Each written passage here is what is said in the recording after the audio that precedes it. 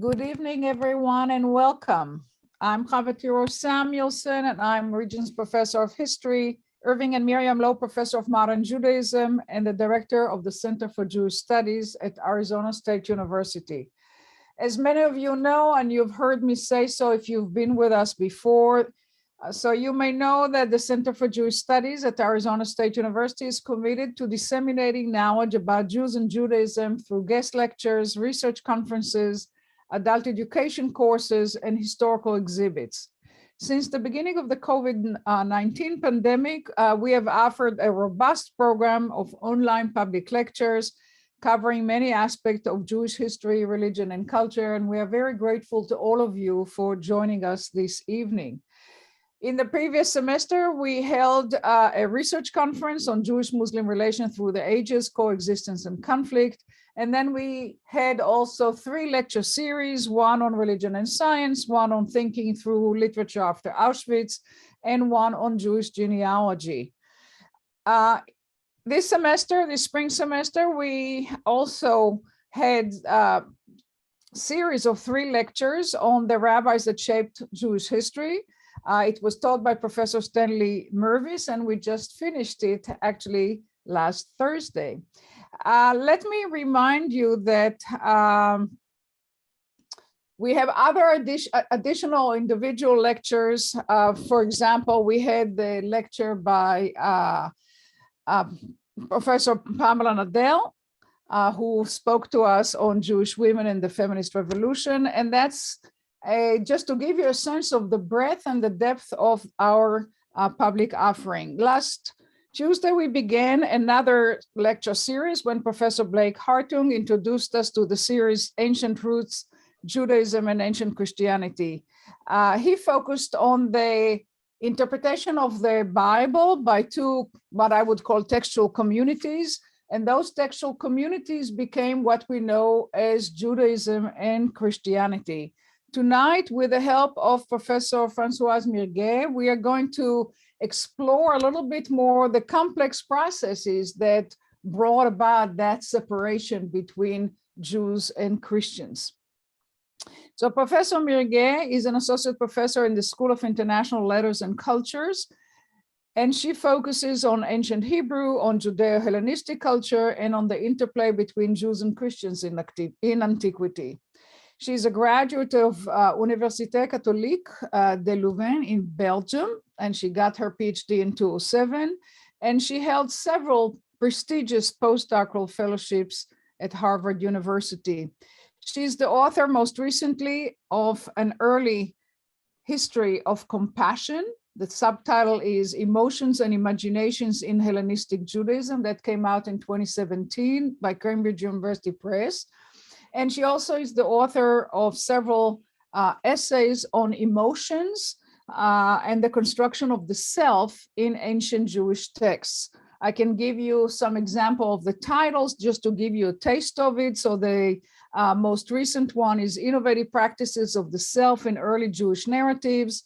Then that came out in 2021. She has another one on the study of emotions in early Jewish texts, which came out in 2019. And another one, an earlier one, What is an Emotion in the Hebrew Bible?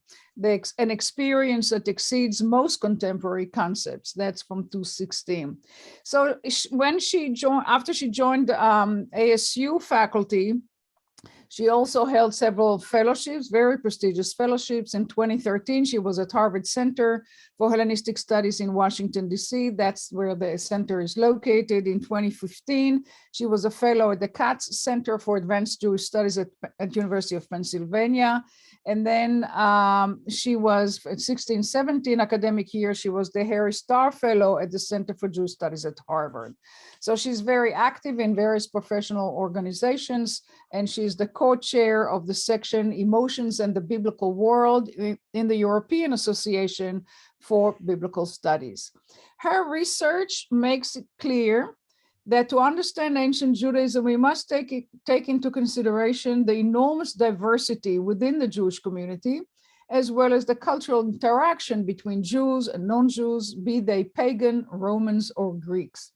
She brings to her analysis of the Jewish ancient past a very deep familiarity with the literature the Jews read, and composed in Greek. So I will now turn off my mic and my camera, and we are going to listen to Professor Mirguet, and thereafter we have with us also Professor Hartung and Professor Langille, who will engage her in questions. And of course, if you have comments or questions, please place them in the Q&A function rather than in the chat function.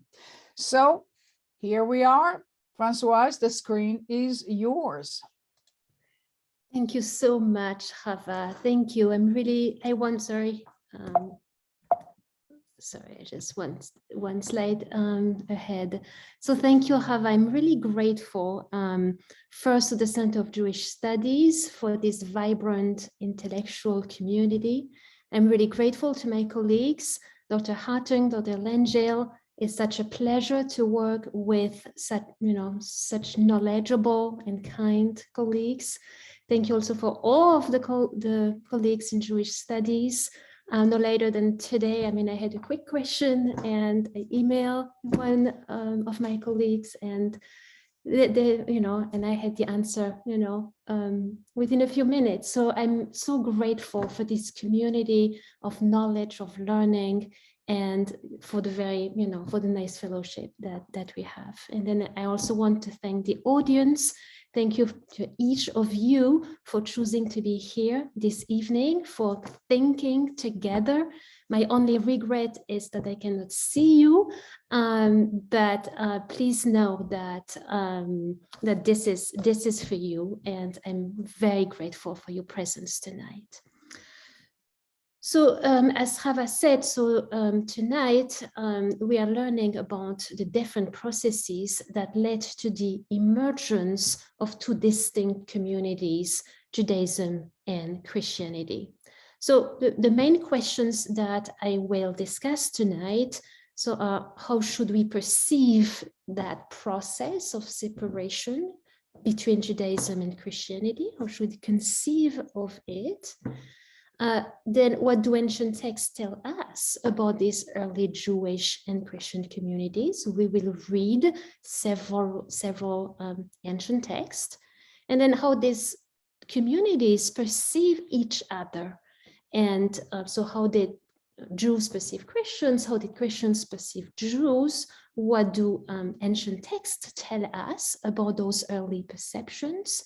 And how did they themselves perceive that process of separation?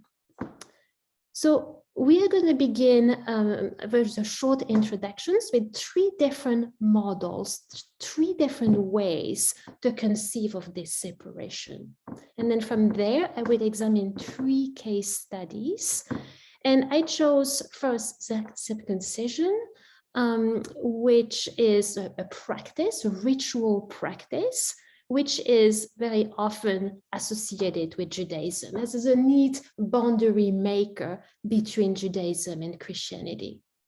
Then we will go to the idea of a personified deity.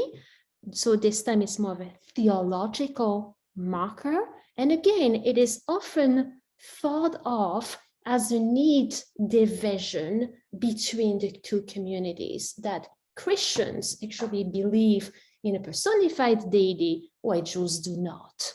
So two very, often thought of very clear markers between communities. And then the last part will be about what each community says of the other in antiquity, and we will read some early text.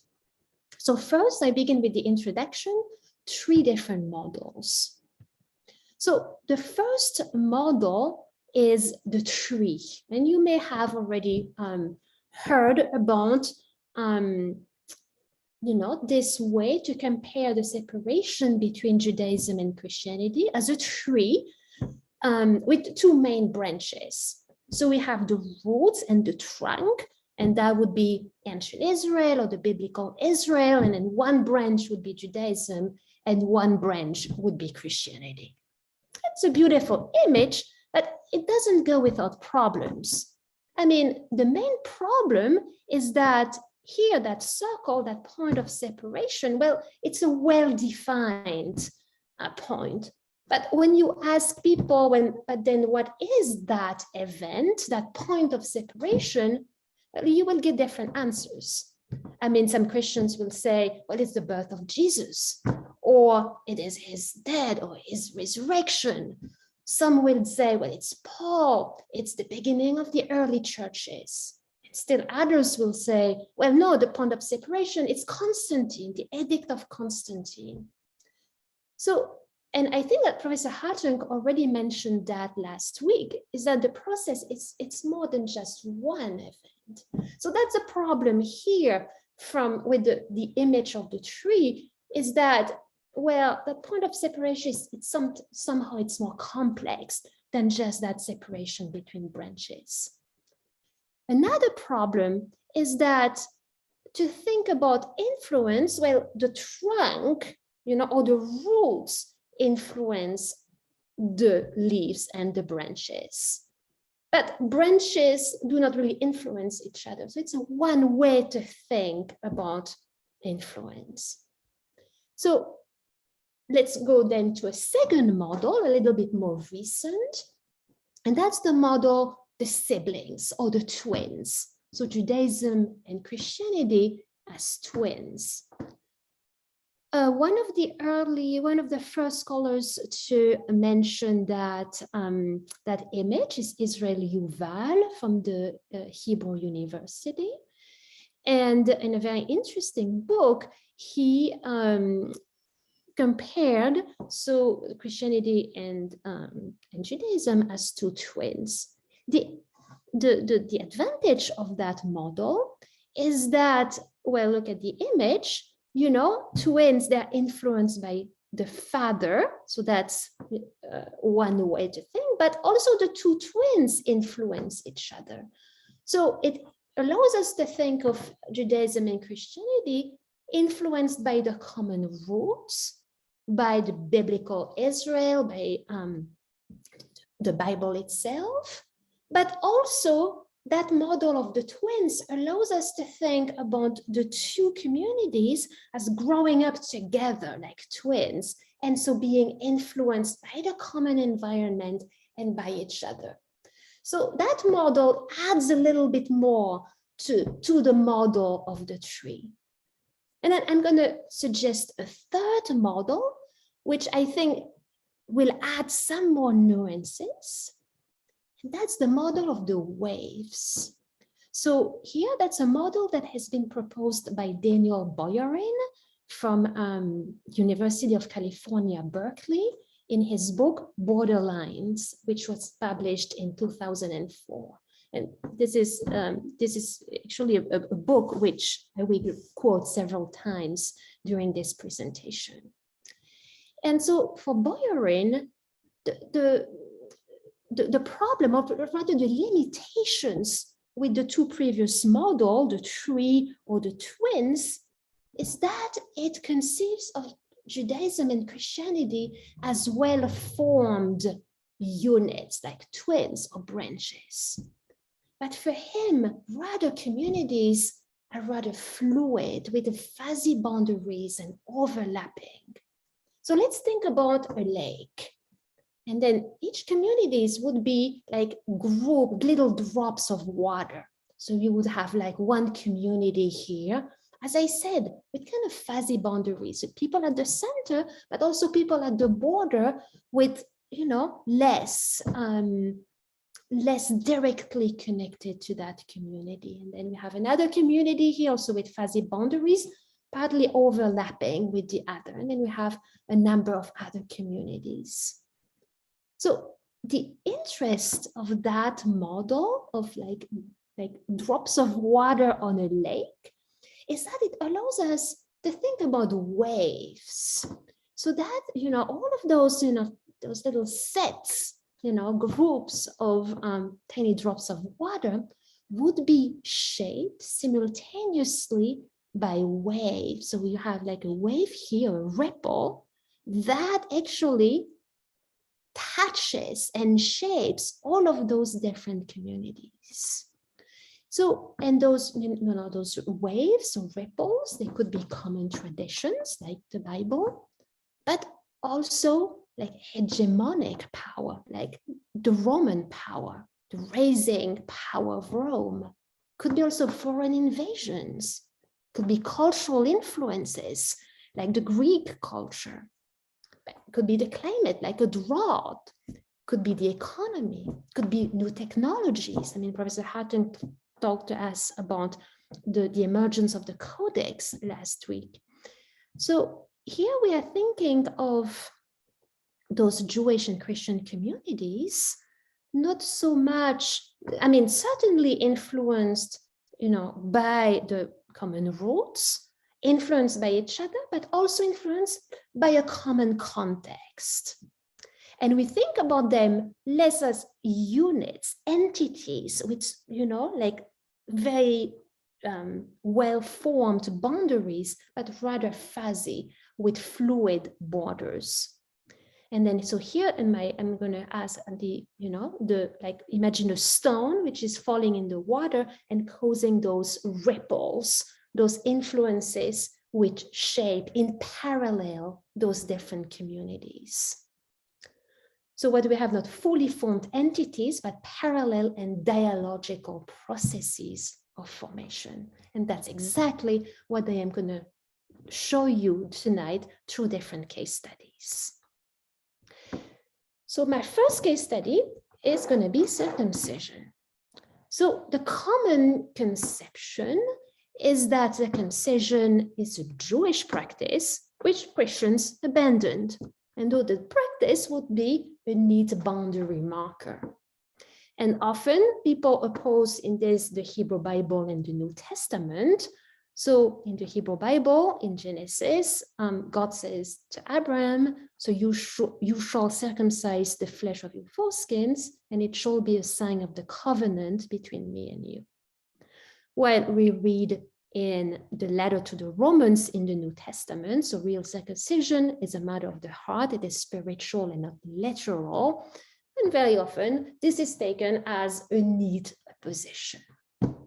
Well, what I suggest to do tonight is to go back to the sources, and I will suggest that, in fact, there could be a little bit more nuances to this very simple image. So I'm going to limit myself to sources from the 1st century, and I'm going to begin with Philo of Alexandria, who was a Jewish philosopher based in Alexandria in northern Egypt. And Philo writes about circumcision. So it's a difficult sentence. Although the rite of circumcision is an emblem, a symbol of the excision of pleasures and of all the passions, does not follow that we are to annul the law which has been enacted about circumcision. So Philo is basically telling us two things here. So the first is that he understands circumcision in a symbolic way, as a symbol of the capacity of human beings, of men, to master the pleasures and the passions. So it's a symbol of self-mastery. And then he said, well, although circumcision is a symbol for that, but we still need to keep it. We still need to practice it.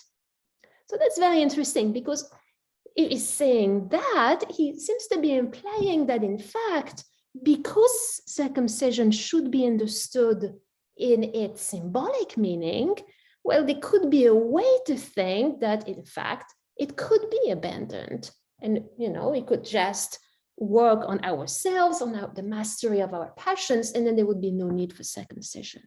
So, of course, Philo doesn't say that. We should not do that. We should keep practicing the circumcision.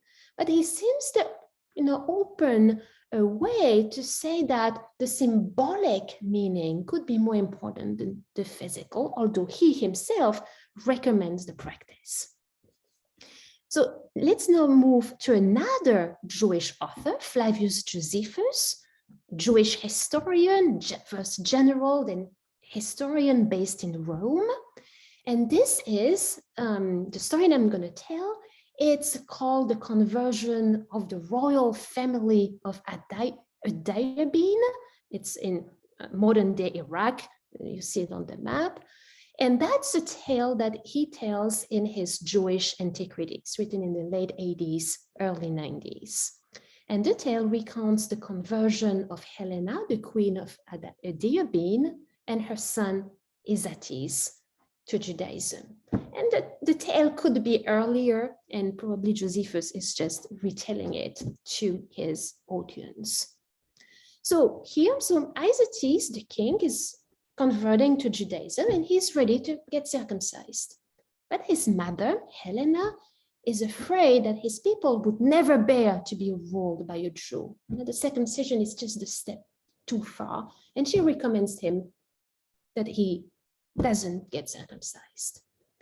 And then two people, two Jewish men come to Isatis. The first one is a Jewish merchant, Ananias. And here's what he says. So that he might, Isatis might worship God without being circumcised.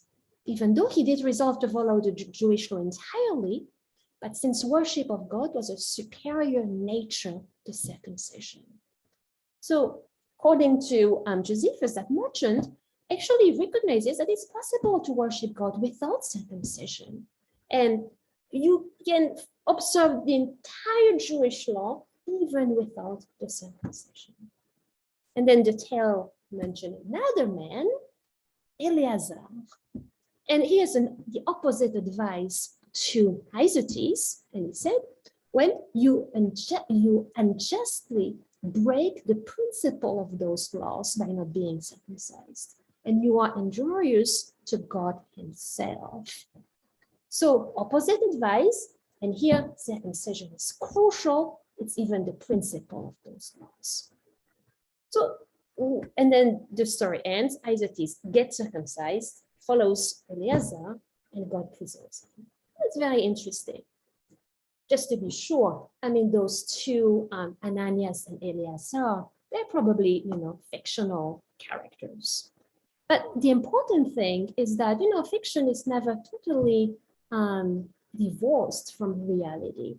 And those two people, those two characters, probably reflect different tendencies within Judaism of the time. And, from that story, we could think that in fact there were some Jews who probably, like Philo, were thinking of the circumcision in symbolic terms, and some of them, well, perhaps actually went to the point of, at least for converts, well, they were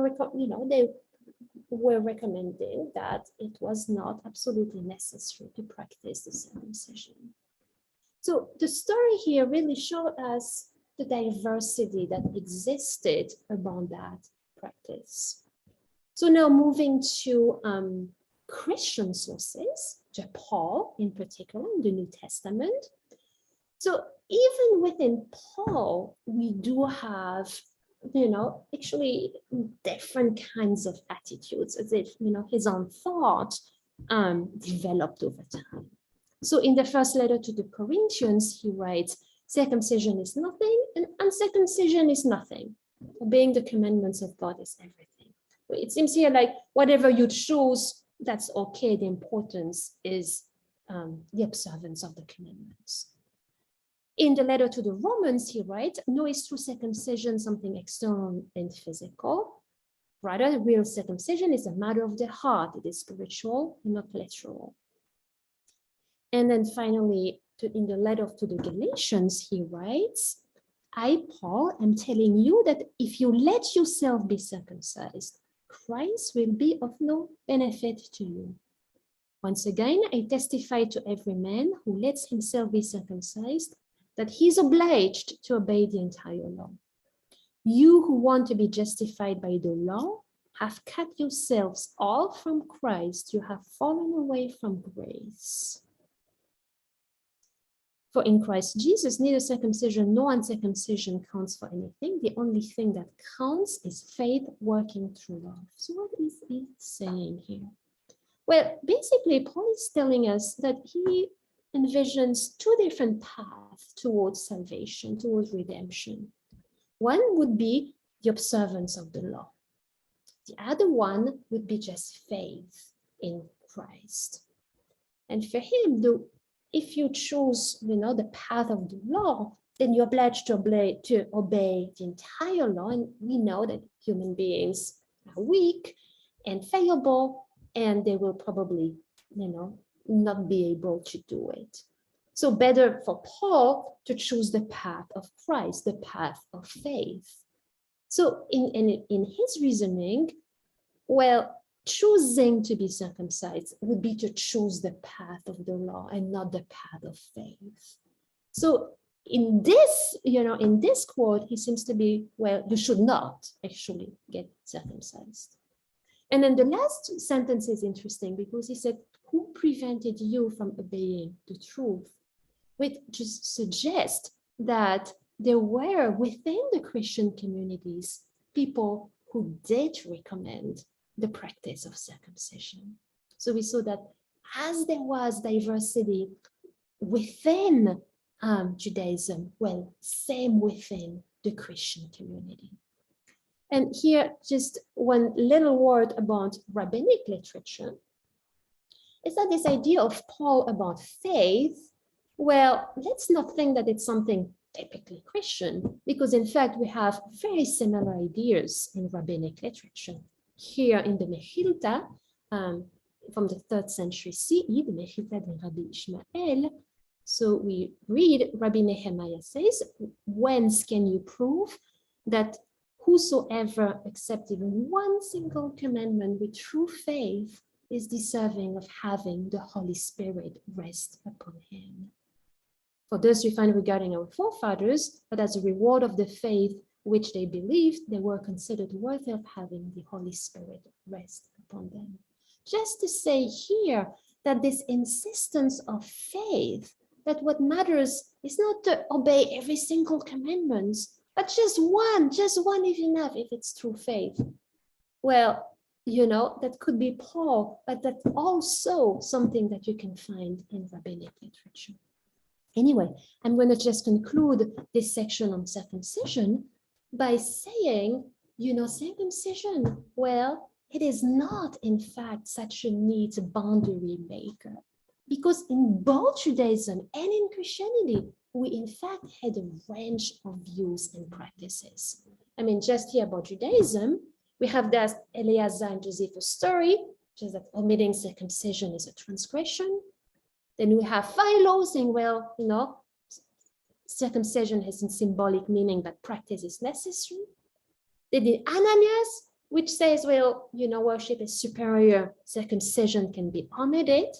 And then at the end of the spectrum, we have Paul, who says that circumcision is spiritual and true circumcision is not physical. So here we see that Paul, in fact, is not like outside of the different, Jewish views and practices on circumcision. It's the end of the spectrum. It's true, it's an extreme position, but it is still within that spectrum. So his attitude appears more as an extreme position in a continuum rather than an abrupt shift or separation. Okay, so here, yes, I actually indicated some resources to go further. So a wonderful book is Shay Cohen, The Beginnings of Jewishness, about different, like boundaries of Jewishness, but also varieties. The second book, Matthew Thiessen, is especially about circumcision. And the third one by John Collins is building Jewish identity from Deuteronomy to Paul. And there is a chapter on circumcision as well in that book. Excellent book as well. So let's move now to our second case study, the idea of a personified deity. So again, we are going like straight to the core of the matter with another often thought boundary, or another belief that's often thought mistakenly, I would say, thought as a boundary marker. So the common conception goes, Judaism would be a strict monotheism, as expressed in the Shema, for example, while Christianity first, believe in that incarnation of God's Son, Jesus Christ, or sometimes called Logos. Logos means word in Greek. So the word of God becoming flesh, becoming human, and then that, being shaped into the doctrine of the Trinity. To say it immediately, the current scholarly view doesn't really go that way. Instead, scholars think that worship and recognition of a single God is a dynamic process. It didn't happen overnight, even for Judaism. And second, in the post-exilic period, different communities, very different communities, tended to think about God transcendence, like thinking of God's superior power, superior knowledge, absolute perfection, while thinking at the same time of the humility of humanity. So thinking about that separation between divinity and humanity. So then how do they communicate? How do God communicate to humans if they are so different?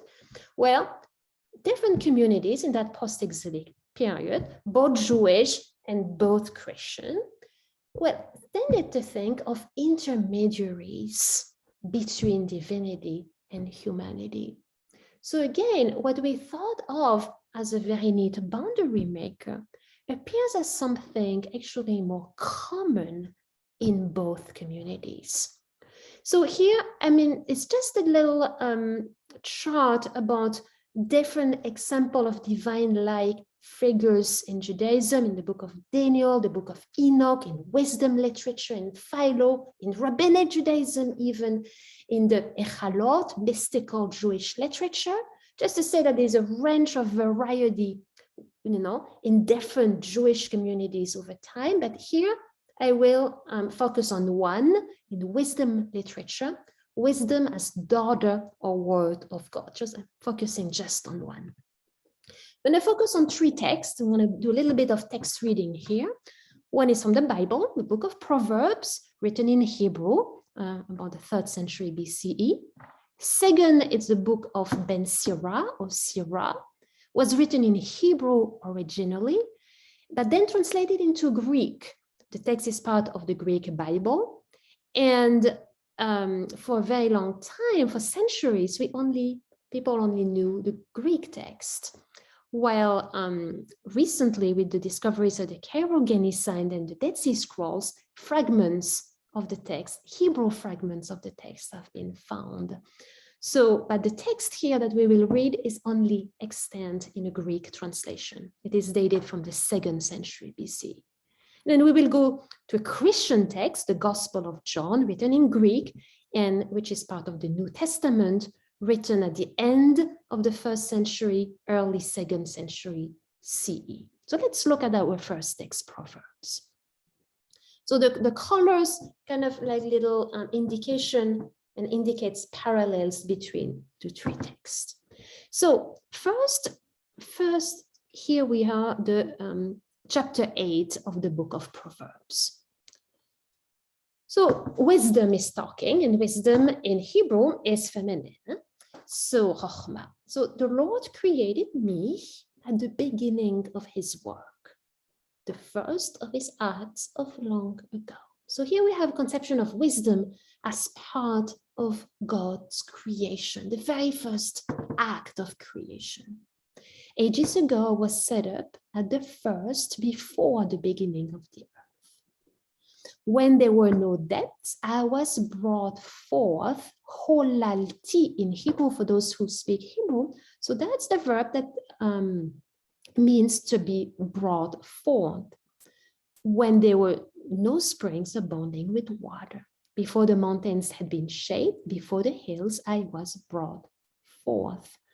So here we have the idea of wisdom as being, engendered from God, being born from God, maybe as a daughter, since it's feminine, as a little daughter of God. When he established the heavens, I was there. Then I was beside him. So beside God, like side by side, like, and then that's the problem, is that we have here a word in Ammon in Hebrew that occurs only one in the Hebrew Bible, and we don't know the meaning.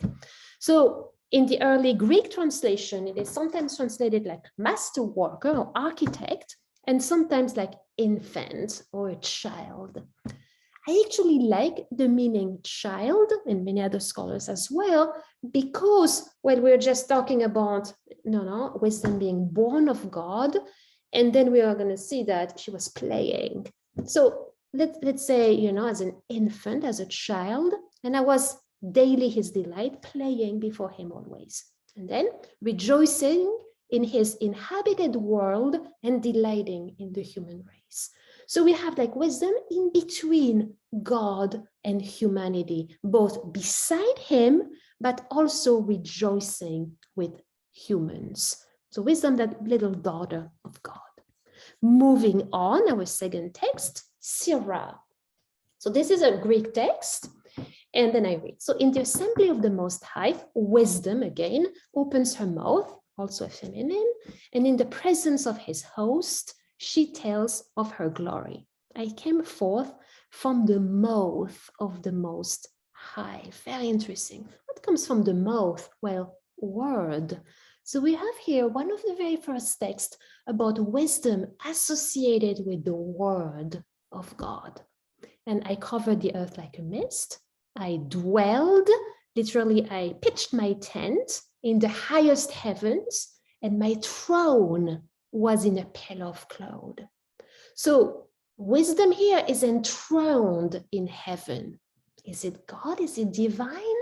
The text doesn't say, but it's really close to this, to a divine status. Alone I compassed the vault of heaven. Among all these I saw the resting place, in whose territory should I abide. Then the creator of all things gave me a command, and my creator chose the place for my tent. He sent, pitch your tent in Jacob, and in Israel receive your inheritance. So again, that same ambivalence. Wisdom is both in heaven, thrown in heaven, but also a tent among human beings.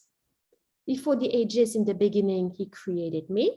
Reference to creation, wisdom as part of the creative action of God. And for all of the ages, I shall not cease to be.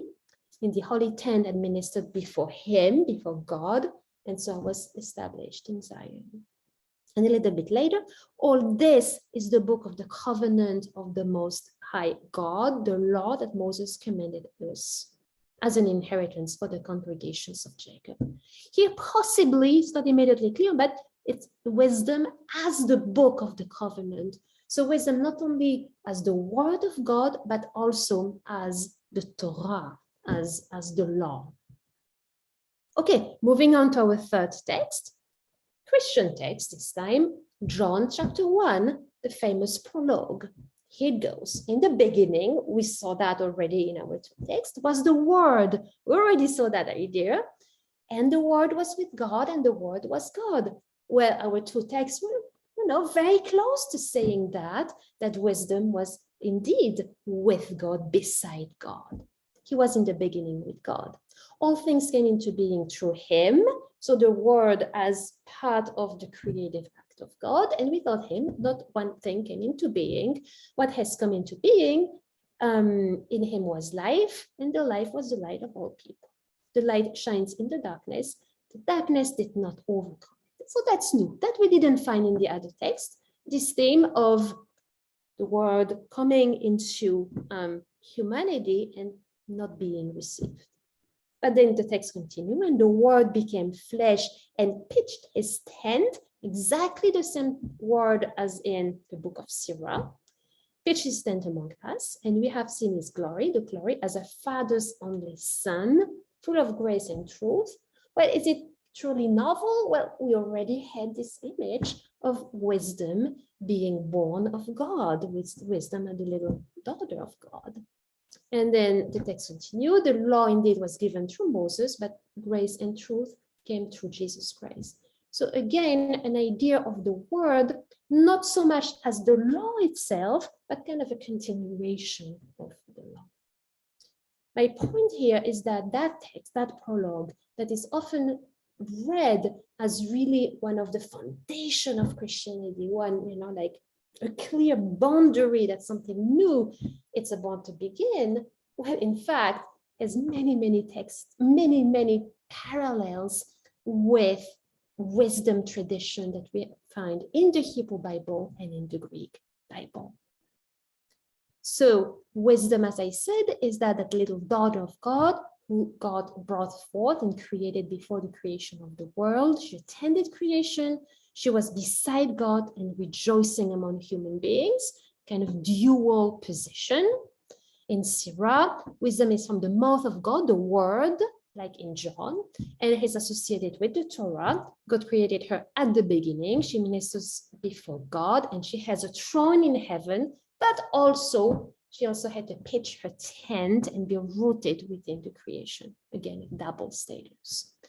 And then in the prologue of the Gospel of John, the Word was at the beginning. He's God's only Son, and he's God. He pitched his tent among human beings. So according to Boyarin, Daniel Boyarin, which is quoted at the beginning, so this is just a typical midrash. So an interpretation of a Torah text, Genesis 1, in the light of a prophetic book, which is Proverbs 8. So again, not what we see here between those texts is not an abrupt shift, but, the early Christian text appears are really rooted, not just taking fully place within the diversity of early Jewish traditions. So this tradition are characteristic of I cannot actually hear here, of different traditions that stress God's transcendence, so absolute power, perfection, knowledge, is distant from humankind. Part of traditions that think about intermediary figures, like God's little daughter, God's son, the word, the Torah, to help understand how God relates with humankind. So these traditions of a personified God are part of a common past. But why don't we know more about it? Well, because both Jewish and Christian communities are often uneasy with that past. Judaism, before it condemned at some later point, this ideology that are sometimes called binitarian, two gods, while Christianity also uneasy in that common traditions, because it was important for its own identity to be at the source of this word, logos, or incarnation theology. So you have kind of a disowned past there. So another hint that the separation between Judaism and Christianity was operated by both communities, by exclusion, by condemnation, and by active choice, each taking ownership of some doctrines and rejecting others. Well, in fact, they were both part of a common ground. So here are some other additional resources. Two Powers in Heaven by Segal, 1977, great book. Although I would recommend newer scholarship to this, especially Boyarin's and Peter Scheffer, excellent book from 2020, very accessible Jewish concept of God in antiquity. I highly recommend it. And then on reading the New Testament from a Jewish perspective, so reading the Jewish roots of those early Christian texts, like replacing them in the diversity of early Judaism. We have The Misunderstood Jew by Amy Jill Levine, as well as the Jewish Annotated New Testament, edited by Amy Jill Levine and Brettler as well. And then When Christians Were a Jew by Paula Fredrickson. All excellent books that I recommend. Okay, let's move to our third and last case study. Now, I would like to see with you what each community said of the other. Let's go back, what did they say? This is also the occasion to read text with a grain of salt, like read as a historian, distinguishing between rhetorical purpose and historical information. My first observation is about the disproportion of interest. Here I'm quoting Professor Hartung from last week's lecture. Christian texts, we find a kind of an obsessive focus on Jews. Christian texts talk a lot about Jews and Judaism. Well, in Jewish text, you will find extremely rare references to Jesus and Christians. Peter Scheffer writes that it's like a drop of water in an ocean. It's like 3 pages. I mean, when I talk about that with my students, I have a handout and it's no more than 5 pages. So different allusions without a coherent narrative and rarely the main theme of the passage. So I'm going to start with rabbinic text, which is the story of Rabbi Eliezer's arrest. Traditions that are situated around the late 2nd century, early 3rd century. This is also the occasion for me to talk, like for a second about those passages about Christians and Jesus in the Talmud. So here we have a page of the Talmud, and you see what is that passage here that is a little lighter. What is that? So here we have it closer. You see like words that are erased and like a full line. So what happened here? Well, yes, those passages were censored. This is an example of Christian censorship. So Christian censors who edited Jewish texts in the Middle Ages, including the pages of the Talmud that talk about Jesus and Christians. With that being said, let's go back to our story here. So Rabbi Eliezer is arrested for minut. Minut means separatism, and here probably means Christianity. He's brought in front of a Roman judge, but he is promptly released. However, when Rabbi Eliezer left the court, he was distressed to have been arrested on account of minut or Christianity. Why distressed? Well, in fact, because the context is that he didn't understand why. Why had he been arrested for Christianity? His disciples came in to comfort him, but he was not convinced. Rabbi Akiva entered and said to him, "Rabbi, may I say something to you so that you will not be distressed?" He said to him, "Speak." He said to him, "Perhaps someone of the minim here of the Christians told you a teaching of minut, of Christianity, that pleased you." And he said to him, Rabbi Eliezer said to him, "By heaven, you reminded me. Once I was strolling in the street of Sepphoris. I bumped into Jacob of Kephar Siknin, and he said a teaching of minut in the name of Jesus, son of Pantiri, and it pleased me. And I was arrested on account of matters of minut, for I transgressed the teachings of Torah. Keep your way far from her and do not go near the door of her house." For Rabbi Eliezer did teach, one should always flee from what is ugly and from whatever appears to be ugly. So here in that, this is from the Tosefta. So here we have Rabbi Eliezer being arrested for Christianity, doesn't understand why. And then he remembers, thanks to his disciple, that in fact, there was a Christian teaching that was told to him, and he was pleased. Then we really want to know, what was it? What was that teaching to be so interesting? We don't know from the Tosefta, but fortunately, the Talmud, the Babylonian Talmud, tells us that teaching. So let's read it. So here, Jacob of Kephar Sichnin said to me being Rabbi Eliezer, "It is written in your Torah, you shall not bring the hire of a harlot or the pay of a dog into the house of the Lord your God. Is it permissible to build from it from the hire of a harlot to build from it a toilet for the high priest. I did not answer him. He said to me, thus taught to me Yeshua HaNotzri, which is Jesus. It is written, from the hire of a harlot, she gathered them, and to the hire of a harlot they shall return.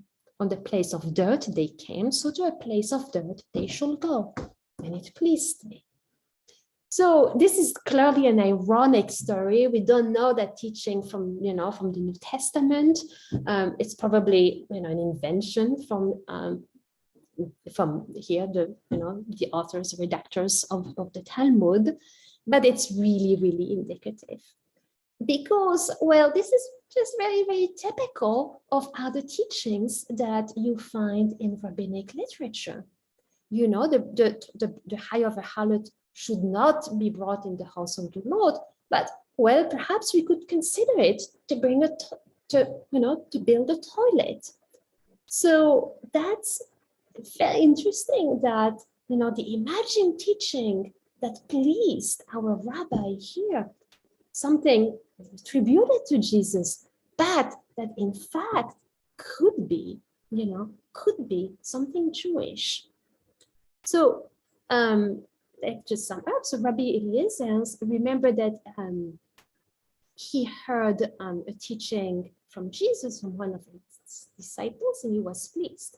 So here we see that a possible, clue to the attraction of Christian writings, which is supported by a quote of Proverbs, about precisely the strange woman, which, reinforces this idea of attraction. He realizes that he should have kept away from what is ugly, not what is wrong, but ugly. So very interesting comparison between, what is Christian to what is ugly. And then according to the Talmud, the so-called Jesus teaching has nothing un-rabbinic per se. In fact, it presents some kind of reasoning, as many rabbinic teachings do. The problem with that teaching is not really its content, but the fact that it came from Jesus, who pronounced it. So the Christian thread is that Christians claim to be the true representation of Jewish values and beliefs and establish their own communities. That's the threat for Jewish communities. It's not so much the teachings per se, according to that story, but rather that their claim to replace, to be the true representation of Jewish values and beliefs, and then their own separation. So Christian teachings may be very similar to rabbinic teachings and hard to discern according to this text, therefore the need for distance.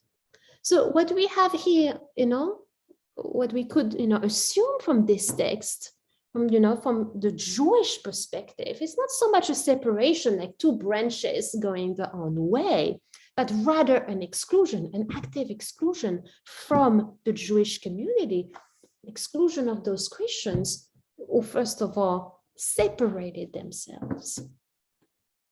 So now I'm moving to Christian text. So we saw what Jews were saying about Christians, and then we'll see briefly, that's our last point, what Christians said about Jews.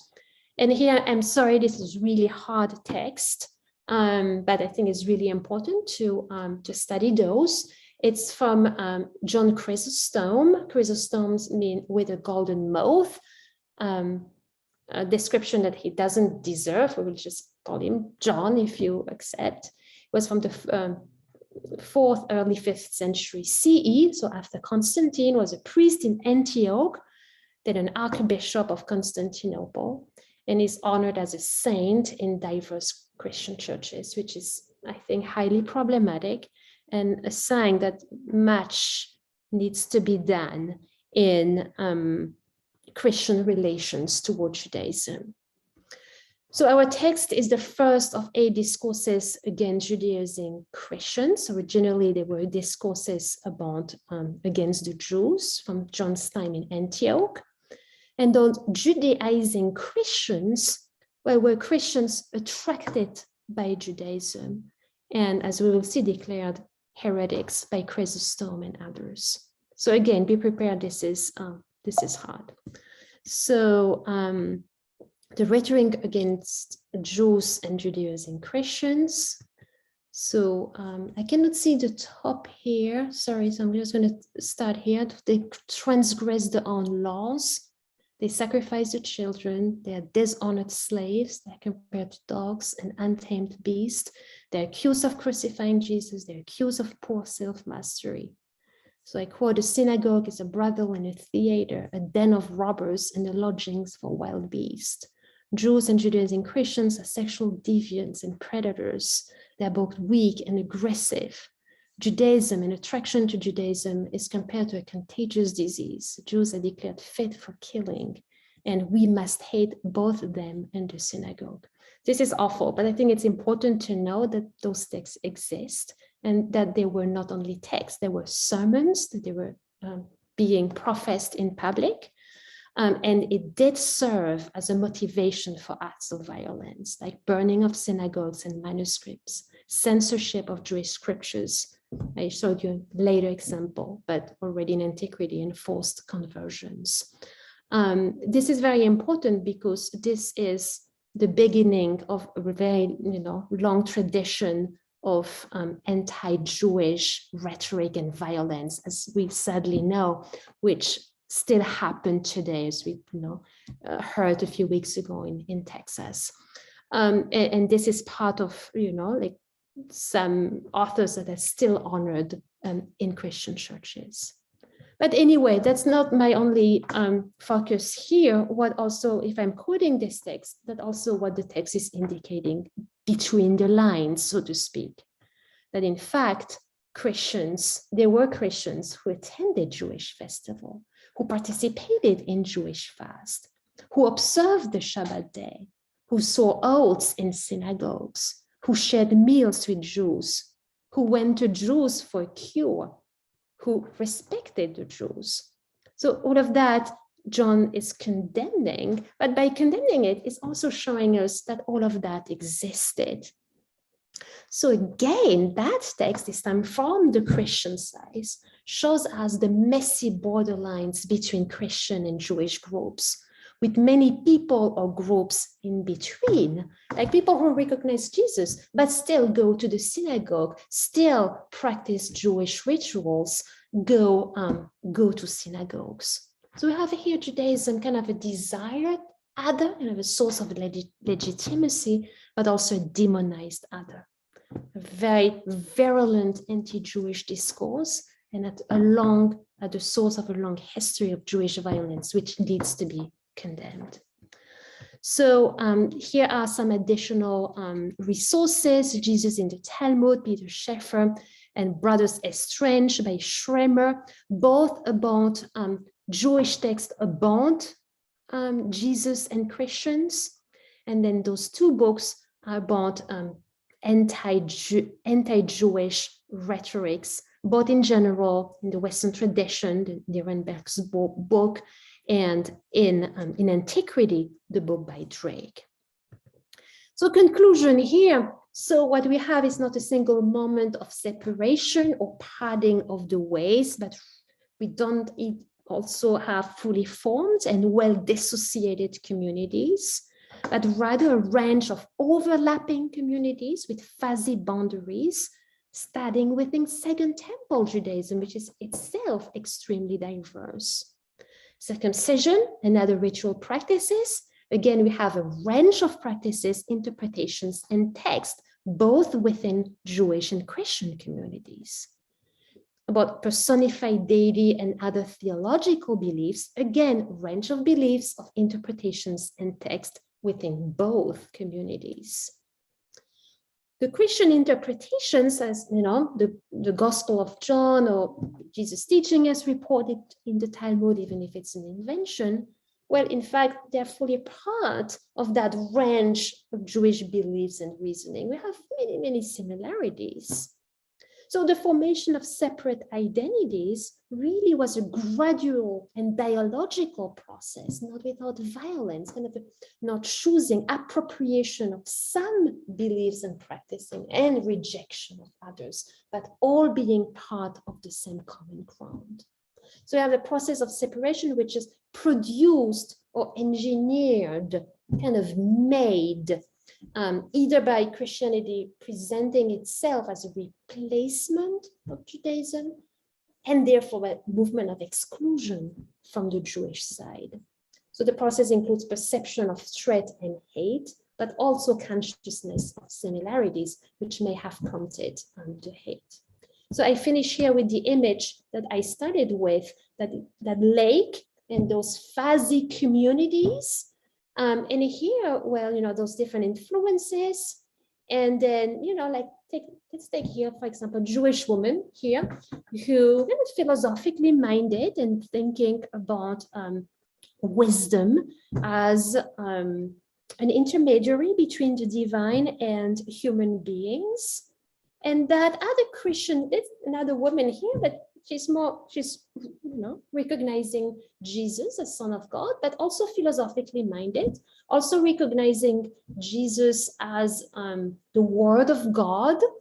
And then we have here another Jewish woman, this time much more attached to ritual practices. And as we saw, the first two Jewish women here may have had more in common than within Judaism itself, and same thing may have happened within Christianity. So again, we have very complex, very long process of separation and parallel formation of identity. So with all that being said, thank you so much for following, for staying with me until the end, and I now look forward to a great conversation. Thank you, Francoise. This was fabulous. And I'll just pose the first question, and then we'll go to Professor Langille and Professor Hartung for their comments. Could you say something more about the geopolitics of the Roman Empire as the factor in that complex kind of dialectical process of separation and mutual, in a sense, mutual negation, but also mutual borrowing from each other? Definitely, and that's often considered as one of those big waves to keep that analogy that profoundly shaped both communities, and that may have really confirmed, that process of separation, especially with the progressive recognition by the Roman Empire of Christianity, not only as an allowed religion, I mean, Judaism was also, but as the religion of the empire, and the funding that went with that, and all the power that was, that Christianity could acquire, and that Jewish communities did not have.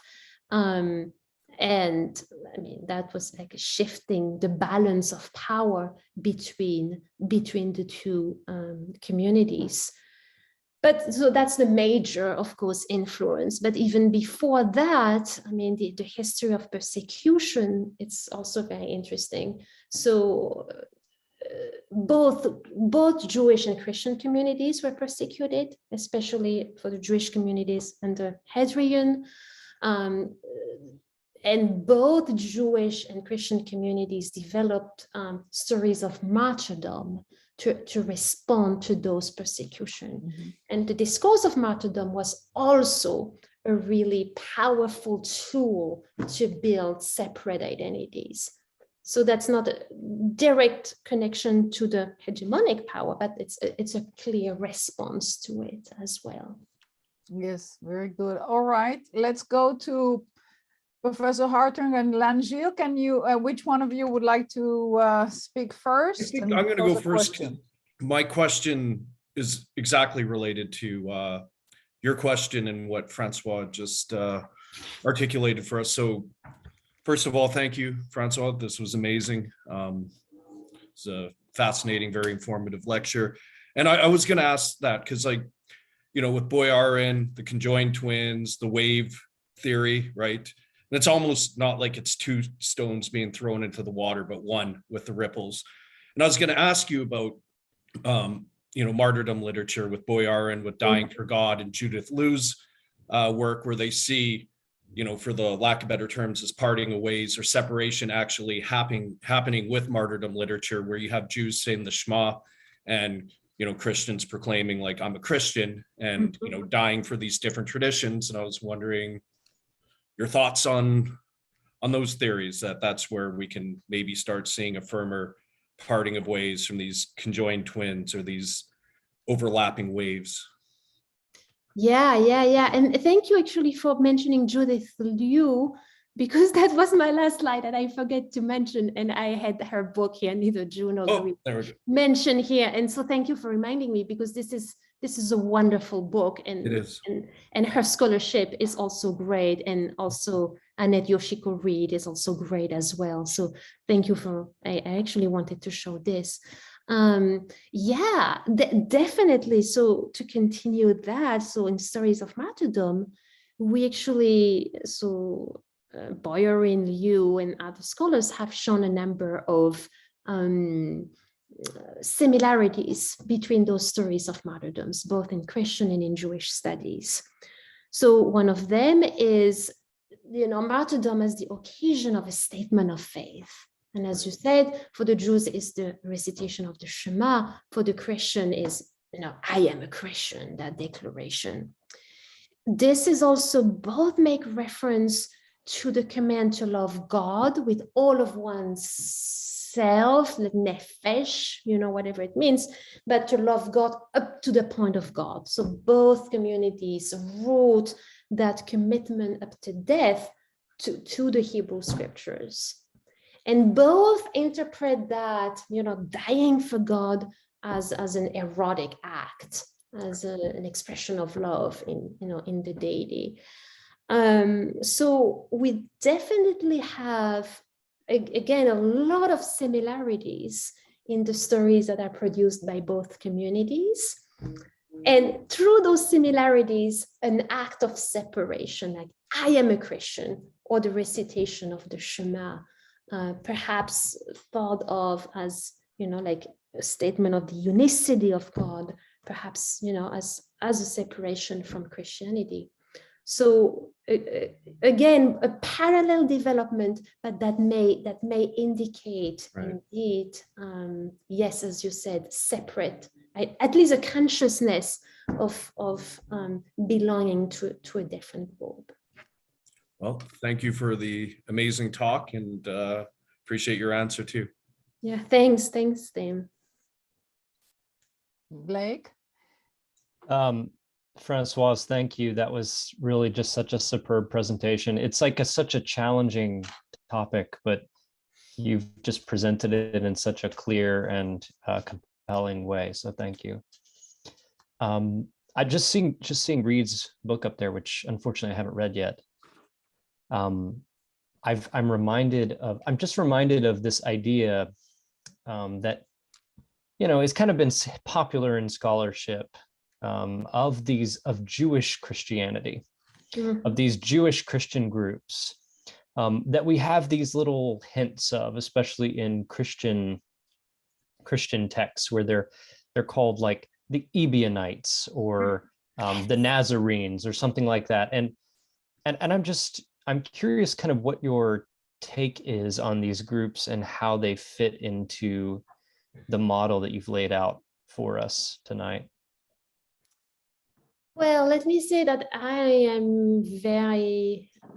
been very inspired by Boyarin and Liu, and yes, I mean, I am convinced, I would say, I'm quite convinced by Boyarin's view that those groups were in the majority, and not the majority, I mean that there were many of those groups, or, like groups that shared practices, as we saw in the John Chrysostom's text today, and that that as we're nearing the third and then the fourth centuries, that those groups are forced to take the stand, and that the division is kind of imposed on them. Let's also think of Hellenistic Jews, those Greek-speaking Jewish communities influenced by, Greek and Hellenistic philosophies. We have extremely, fascinating texts from philosophy to history to theater, poetry, and novels, and then nothing. They disappear. Where did they go? That's we don't fully know, but in a way there was no place for that. Rabbinic Judaism just established itself as the dominant form of Judaism. But again, there's certainly space for disagreement, for nuances.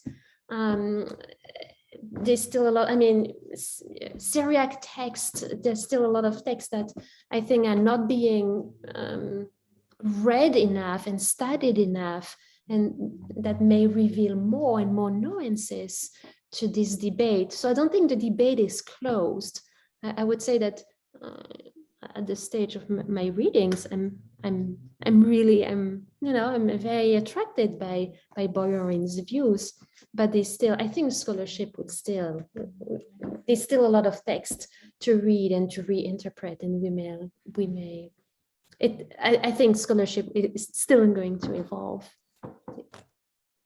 So let's go to the questions on the Q&A, if you don't mind, and you can read the question and refer, address it.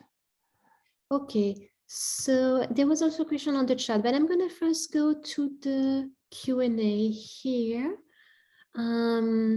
So question from Ariel.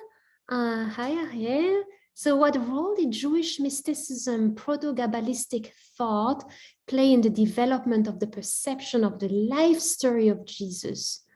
And do you think what presence there was in early Christianity predestined Christianity, Islam, and Judaism to later have the discussions and transmission of theosophical ideas that occurred as a result of cohabitation? It's a fascinating question. I may say very simply that that's not really my field of expertise. That would be a question for Chava, for Professor Samuelson. I think there were definitely also, exchanges and influences between the two communities. Certainly, about the life story of Jesus, I am not sure. Of course, it's the Toledot Yeshu, but that's not really Kabbalah or Jewish mysticism there. So certainly on the conception of divinity and those intermediaries about the life story of Jesus, that I am not sure. So more would be more to. Do you want to say something, Chava, about that? I'm not sure that I would pose it like that, but in any case, I think that early Jewish mysticism, the real context to keep in mind or to bring into the conversation is the Hechalot literature. So the Hechalot literature has to do more with intermediaries, as you indeed kind of suggested. So we have to talk about the apocalyptic literature, which led to Hechalot literature. And I don't think that Jesus is so crucial here in that story. So I think that the question seems to me to conflate a lot of issues that and therefore it's hard to respond to the question. That would be my maybe somewhat cop out, but I don't think that in Hechalot literature, the figure of Jesus or the logos becomes flesh is the key issue. It's more how the human becomes an angel, how the human is transformed into a superhuman creature. So that's why the Enoch material is so important, and why the Enoch character is transported to heavenly spheres, and he gets to know the secrets of the universe. So that would be the way to go. Not so much, it's more from the bottom up rather than from the top down. Yeah. If we're going to use a vertical imagery. And I would maybe just say Daniel, if you want to look at the Gospels, the book of Daniel, especially the Son of Man image. Yes. And the Son of Man is also connected to, of course, to the Enochian literature, the Enochian cycle. Sure. So, but you're right that the theosophical ideas would have, that would be connected to the tradition of the wisdom literature. So in a sense, in the medieval Kabbalah, the medieval theosophy, in a sense, you have an elaboration of ideas that you can find in a more truncated form or embryonic form in wisdom material. Yeah. So I'm going to the next question. You describe fluid boundaries between the early communities of Jews and Christians. How do those fluid boundaries inform contemporary claims by Jews for Jesus or broader Dancials that they are Jewish? Contemporary, you mean contemporary in antiquity or contemporary like today? So I'm not sure about that. About antiquity, we certainly have claims by Jews that Jesus was indeed Jewish. We have texts in the Talmud that describe Jesus as a disciple of prominent rabbis, but a disciple that was promiscuous, and that misunderstood the recommendations of his teachers, kind of a bad disciple, but Jewish. So those are definitely interesting texts that do claim the Judaism of Jesus. If anyone wants to jump in and add, please do. Then I'm going to the next question. So Christian demonized Jews, definitely. Are there documents that show Jews condemning Christian? There are ironic texts that, that Jewish texts that demean Christians, that demean Jesus, that demean his mother, that demean the disciples, and that demean the Christians. Demonizing, not really, but showing the punishment that Jesus is going to have in heaven, and it's not a really good thing. But it's rather demeaning rather than demonizing, I would say. And then, is there a way to get the list of books you showed us by email? Yes, I have actually here full bibliography, so I can, it's going to be part, I think, of the recording, but I'm also happy to show to share the bibliography via email. It's really my pleasure to do that.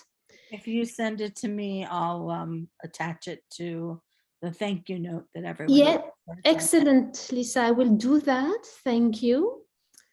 Then the last quotation. So I'm going to go back because I don't know which one. John Chrysostom, I think. Oh, that was John Chrysostom. Okay, thank you. Were John and Paul the real names? Paul, yes. John, if you're talking about the Gospel of John, no. It's probable that the name of the four Gospel writers, so-called Gospel writers, Luke, Mark, Matthew, and John, are just, it's later. They don't appear before the 2nd century, and they were probably traditional names that were attached, to Jesus' disciples and apostles, that were later attached to texts that were produced in different communities, but they were not the real writers. And then the next question, contemporary groups of people who seem to combine Judaism and Christianity, not the Jews for Jesus, or people who see themselves as Jesus-believing Jews, but the Christians who love the Jews and do a Seder or do Jewish things, Yeah, I mean, it's interesting to, to compare what we saw in antiquity and then what what we have today, the diversity that we have today. But I think it's a different phenomenon. I think it's quite different, and there can be also political aims involved. It's complex. I mean,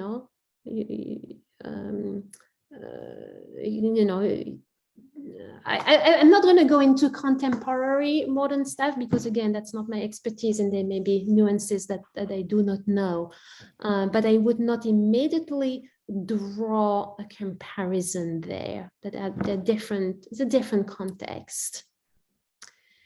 Then, is it possible to receive a list of references to Jesus and Christianity in the Jewish Bible? You mean in the Tanakh? Well, there are none. I mean, early Christians did read the Hebrew Bible, read different prophecies about Jesus in the Hebrew Bible, in the Jewish Bible, and interpreted those texts as announcing Jesus and his, and Christianity. And that's, I mean, I would look into Christian prophecies in the Hebrew Bible. I mean, there is literature on that. And it's also very interesting to see how contemporary Jews read those texts. I mean, because sometimes both the Jewish and Christian communities used the same text and had sometimes, like messianic readings of those texts. I think Professor Hattung talked a little bit about that. Blake, anything to add on this? Maybe the questioner meant the Talmud and other rabbinic literature. I don't know. Oh, in the Talmud. Yeah. Then go to Peter Scheffer. Yeah. Peter Scheffer is excellent on that. What was the influence of the resurrection on the separation between Jews and Christians? Excellent question. Excellent question. There were beliefs in the resurrection in both Christian and Jewish communities. Resurrection was a very, very important belief in Jewish communities of the first century. So resurrection in itself is absolutely not, a boundary marker. Look for a book by John Levinson and Kevin Madigan on resurrection. So it's a book written by a scholar of Christianity and a scholar of Judaism, and an excellent book on the history of resurrection in both Judaism and Christianity. Oh, and then I've here you gave me that you make contemporary claim today. Thank you, and sorry, I misunderstood the new question. Sorry about that. Again, I'm not really comfortable talking about contemporary communities because, well, simply it's really not really my field. So, I'm sorry, I need to go and I need to continue. So there has been some controversy about the figure of the Rebbe in Hasidic communities in terms of serving as an intermediary between the Hasid and God. How would you consider this in terms of your analysis of an intermediary figure akin to Jesus among the Christians? Fabulous question. But again, unfortunately, I'm not a specialist of Hasidic communities, so I wouldn't talk about this. I mean, and so anyone would like to jump in? Yeah, I think that what the person, Mr. Weisberg referred to is the argument that David Berger has advanced against contemporary Hasidism, especially the Chabad form of Hasidism, that it's actually filled with Christian influences, And there's also a new book by Shaul Magid about Hasidism and incarnation, or how Hasidism has to be understood in light of the doctrine of incarnation. So it is a complicated issue, and there's no doubt that Christian influences did shape or did frame many practices, both on the kind of local or kind of popular level among Hasidim, but also in terms of the more refined theological or intellectual understanding of Hasidic doctrine. So the problem is there. I'll just put it this way. It's not off the wall to see a real interaction between the two, but the fact that you have similarities or interaction or influences, still, it doesn't mean that they're not two separate, or they're not too distinct. They're not necessarily separate, but they're distinct communities. So it's definitely true in the case of Hasidism in the 18th century and early 19th century. When we are talking about the first century, everything is still very fluid, and it's all in the process of being formed. Thank you. Thank you so much, Chava. Thank you. So continuing here, were there other Jews who were living and teaching like and during the time of Jesus, other charismatics, as an author has termed him? Yes, the apocalyptic. Yes, definitely. I mean, there were many other messiahs, there were kind of charismatic communities, like the communities of the Dead Sea Scrolls, the role of the Spirit. Definitely, I mean, both teachings and practices, like baptism, for example, were common in different Jewish communities of the Second Temple period. So yes, definitely. Josephus talks about that, like it was just rife with that in the first century, like the messianic charismatic figures were a dime a dozen, and yeah. The whole apocalyptic imagination, I think, is part of that. So yeah. We could not have had Christianity without the Jewish apocalyptic movement. That's how I see it. We wouldn't have even Paul without the apocalyptic movement. Yeah. Would you agree with that, Blake? Yep. Absolutely. Just that whole apocalyptic conceptualization of the age to come, which is imminent and something that is shifting, in the relationship between God and the world. That's all, I think that's one of the best advances in our understanding of Paul in the past, 50, 60 years has been to understand him more and more in light of Jewish apocalyptic literature. Which is connected, we should go back to the question about the Echalot literature. So apocalyptic literature is kind of the prelude, or it's the earlier form of what later would become more evolved and developed in Echalot literature. And it's all about trips to heaven, to use the wording of Martha Himmelfarb. It's all about how you can be transported to another supernatural or another level of reality, and there you find the mysteries of the universe. It's usually the mystery of the cosmos as well as the mystery of history. So it's both history, it's both about time, but also about space, if you wish. So that kind of mentality existed as it's part of this common context out of which Christianity emerged. Yeah, thank you. And they're great reads too. They're wild rides. The that depends the books on of style. Enoch. Yeah. On taste, yeah. That's always a student favorite, is when they read Book of the Watchers. Oh man, yeah. Yeah, it's an interesting book. Yeah. Francoise, did you get the last question? Yes, I'm continuing here.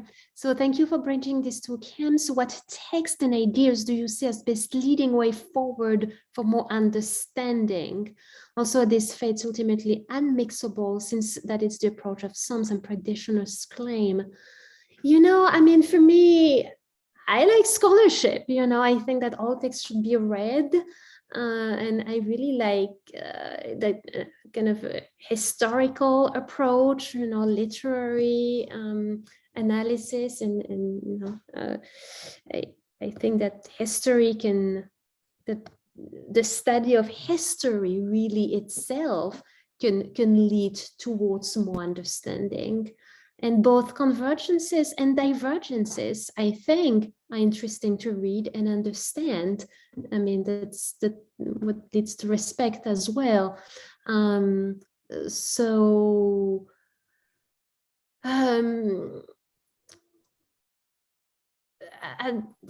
very unmixable. I mean, that's an impossible. I mean, that's an impossible question, because I don't think it's not an essence, an essence of Judaism or Christianity, and whether they will be, compatible, mixable or not. It's really about how these communities are shaped and designed and made in different, in different historical and geographical and cultural situations. I mean, I think it's about also how Christians and Jews in particular context choose to talk to each other and relate. We also shouldn't forget the pagan population. These are communities that are preaching to pagans, and they have to make a case. Yeah.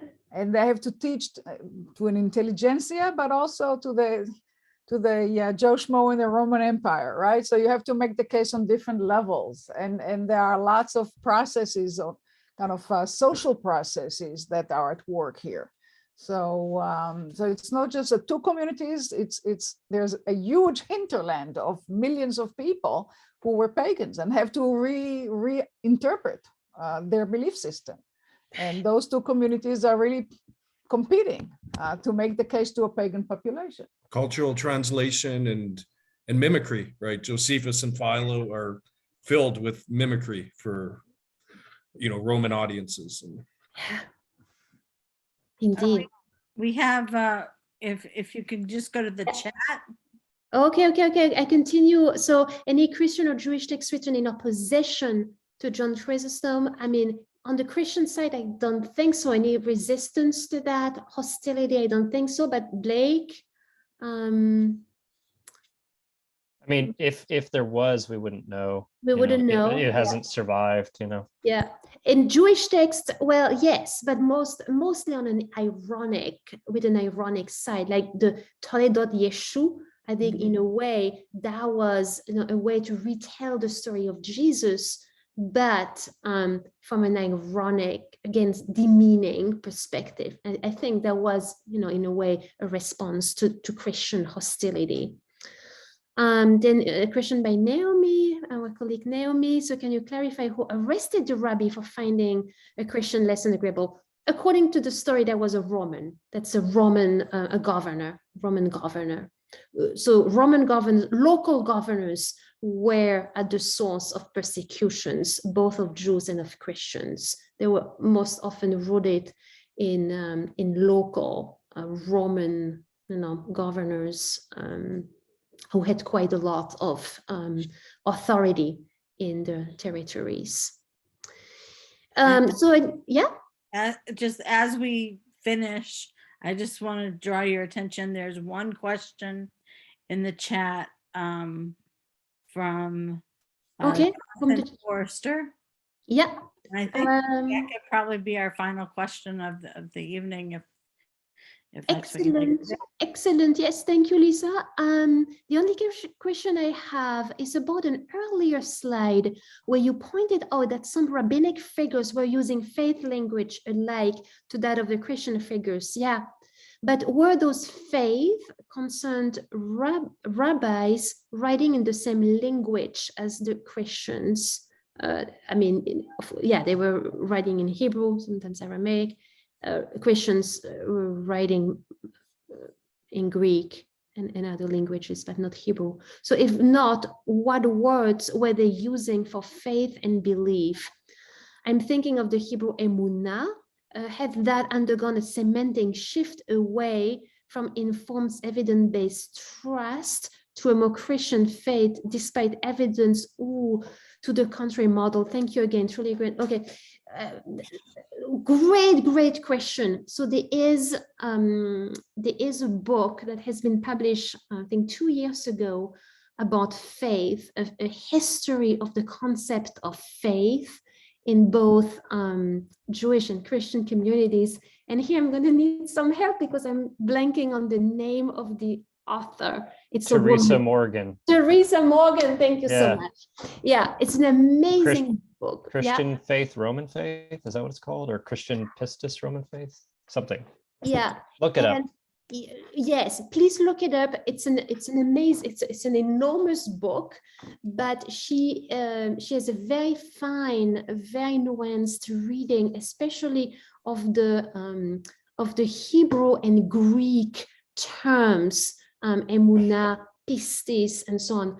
And showing one of her observations is that we tend to, to read like Paul's pistis, or the word that Paul uses for faith, as kind of an abstract, like the faith, in the language of the Christian faith, as something quite abstract. While there are good reasons to believe that he used the term, I mean, in the meaning that the term had at the time, which is much more about relying on, relying on something, recognizing that something is indeed reliable. Trustworthy. It's about trust. Trustworthy. Yeah, more about trust than about faith. That's exactly what I wanted to say. Exactly.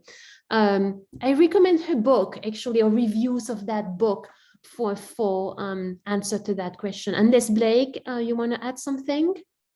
No, I mean, yeah, she does a really great job of showing that, I think we tend to read back into early Christian sources, the sort of later Christian kind of idea or maybe stereotype of blind faith, of faith against all reason, where the early Christians are speaking the same language and they're using these terms in basically the same ways that other people did, which was, the idea of trust or of loyalty, or, these kinds of concepts more than like the abstract idea of faith as a kind of blind act. So I think that's valuable for helping us to see, early Christian and early Jewish texts as, they're not always using words in the exact same way that we are today in these communities. So that's valuable. Thank you, Blake. Thank you so much. Loyalty, trust, and loyalty for the Greek word. That's great. Yeah, exactly. Yeah. Yeah. So. All right. So I think that we are going to all thank Francoise for giving us a very rich, historically based and textually subtle. And I invite you all to join us next Tuesday when Professor Langille will continue to explore the issue of kind of what I call taxonomy or differentiation of categories and identities, and how you see how complex all that world was. And it wasn't really clear who is who and who does what or who believes what. But out of that soupy environment, so to speak, emerged communities with clear identities, but obviously that took several centuries. So we'll see you all next Tuesday. And now, good night, and thank you for joining us. All right. All